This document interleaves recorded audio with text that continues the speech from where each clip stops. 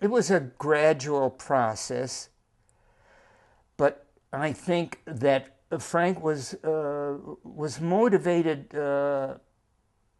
socially and politically about a lot of things, and I think deep down he always wanted to be a spokesperson for the band itself. And I think early on,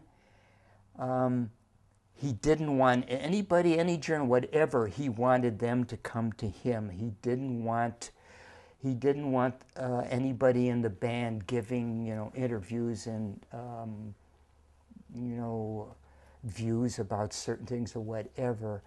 And eventually, it almost, well, it did get to the point where Frank would stay here and the band would stay here, and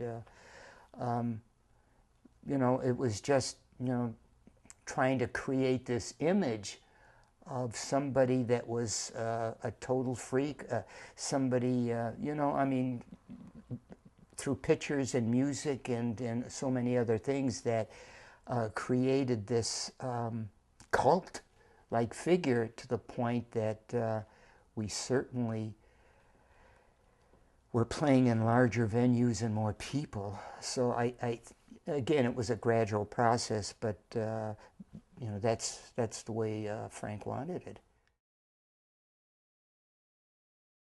All of a sudden, a phone call that Frank decided that, and I think I mentioned that the last, I think, 6 months we were getting this salary. He said, I can't afford it anymore, and I don't want to go out on tour.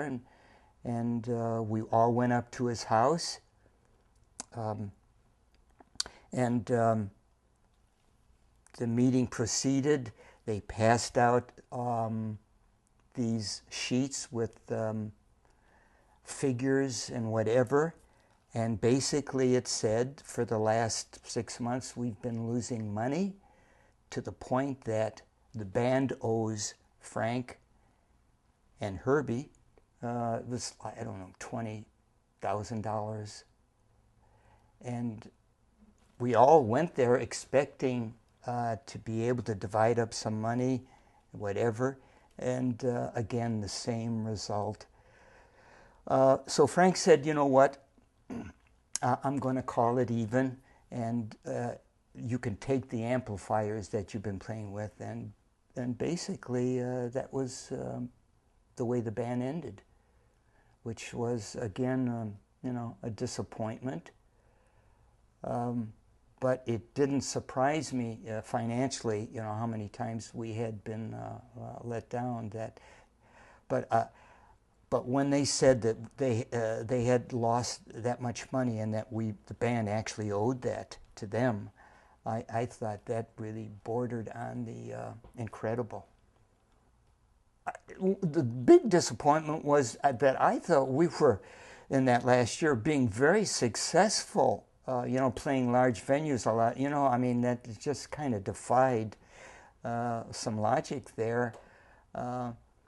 But I knew that, we were actually going to, miss playing the music and a lot of other things, and the camaraderie that we had within the band. And it wasn't, soon after that Jimmy Carl Black started Geronimo Black. I played with for a little while. But yeah, it was a disappointment and a little anger, I think, that, boy, you start thinking of other groups that like Chicago and the Stones, whatever, that, just keep going on, and boy, we had hoped at some point that we could continue, but it wasn't to be. But I think that is typical sometimes of a leader who eventually gets a new band, and it's like starting over, and it's like reinventing and reestablishing, or born again or whatever, that it's a necessary evolution. So I think later on, when I thought about it, that was the way it was supposed to be.